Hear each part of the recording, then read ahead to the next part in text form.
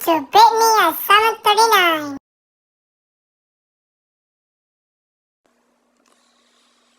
Salem and Alexis have regained their mortality, but at a great cost, disregarding Hannah's warning of a dark and terrible future.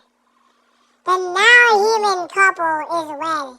Planned celebrations are cut short when this man give us, and plus give his daughter a new son-in-law the opportunity for a relaxing honeymoon with one catch. Now Alexis and Sarah must travel to Romania to meet a mysterious man who is offering a risky opportunity. Every opportunity has a cost, however, and some are too high to bear. Will Alexis be willing to risk in order to get what she always wanted? For better or worse, one thing is certain: Alexis will come face to face with her destiny.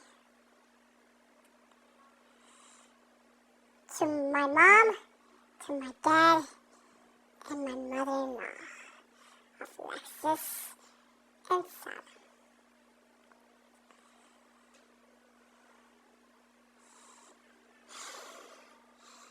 Chapter 1. Sightseeing. This man was far too distracted by taking Salem and me on sightseeing trips. We had already spent 2 weeks in Romania without even mention a mysterious man who wanted so desperately to meet me. The most memorable place so far had been Botanical Gardens in Kozinapko. It was a peaceful journey with sights portraying fortified grassy plains and exotic plants I had never seen before. It also took us by the Orthodox Cathedral in Sibiu. Interior walls were painted in large murals and statues stood all over.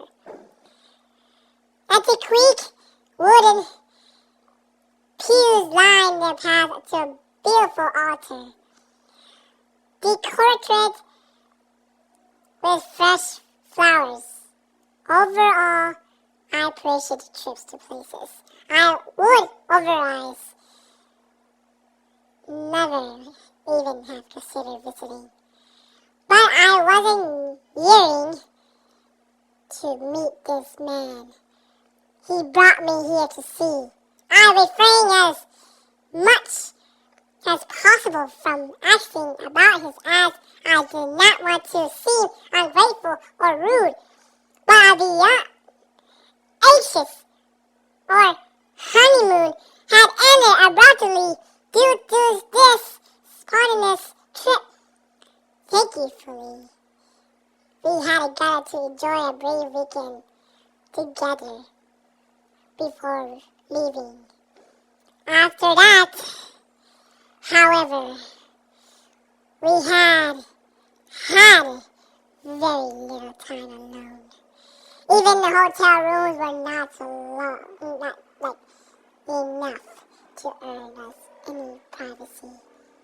This man always got single rooms with 2 beds. I don't want to see that. Perhaps hoping to prevent us from doing anything he disapproved of, despite the fact that we were a married couple now, but not every single time. After putting up this for far too long, I finally decided much time to get some long time with Salem. As much I enjoyed catching up with my childhood dad, I needed a break from the constant discussion of previous expenses. Journey he had Melissa had been on I was also sick of hearing about their grand plans for the future. It told me one more time about Hawaii being for their next Christmas destination. I would scream. It felt like this man was shoving it all down my throat, whether he intended it or not. After a while, I heard was bragging about he was led a life of luxury. I had left to my single zoo, keeping Foster's mother to escort her out of living, while he circled the globe. Regardless, I was happy with my life. If I had been otherworldly adventures with Desmond and Melissa, there was no telling if or when I may have met Solomon. When we left from dinner at Coastal Cafe, I told Desmond Solomon and I were going to go for a brisk walk and would meet him back at the hotel later. He seemed uneasy at first. Then, with a forced smile, he agreed to leave us be. Observe him quietly as he climbed into a cab with Melissa, and he toward the hotel. I slight and sighed deeply with relief and pulled Solomon against me in tight hug. And finally, I tear exactly and kissed him gently. It was still odd feeling warmth in his lips, but it was a good thing. But it's not good enough to prove that kiss is not the proof. Solomon smiled tenderly, took my hand in his. He is just trying to make up for last time. Alex, or Alexis. I shrugged. That doesn't mean he has to always be around. You are right, of course, but you must understand how he feels. I am sure he's full of guilt about what he did. Stopping our steps as we passed the restaurants, I stared deeply into his violent-tinted blue eyes and arched a brow. He's been talking to you, hasn't he? One more than done.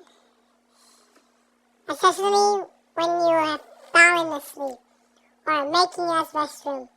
He admitted this man feels horrible from what became his relationship with you and Jeanette. And he is struggling to get closer to you? He doesn't need that, I said, somewhat aggressive. Besides, he should have thought about it years ago. There's no sense to think like that, Sam says. And we resume walking our precious time you're given now. Because you never know when you might run out. The streets were lined and with dimly lit lamps. Especially one of them will flicker and die out and give Grace Ernie right to it. Very few cars came by to be continued on a stroll through the town, and nearly all the buildings appear vacant. I stared out toward the sky and bright sky. I admired the twinkling stars above the moon, surging like gray clouds. Perhaps this wasn't the most peaceful place to be our first night alone 2 weeks. But it wasn't better than being cramped in a bedroom with other people. Do you think Tales Dracula or the tales of Dracula were true? I asked suddenly as we turned the ground corner and headed down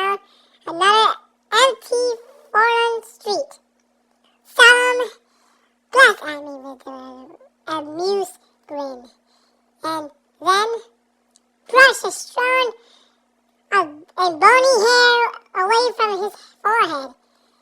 That is an interesting subject to bring up.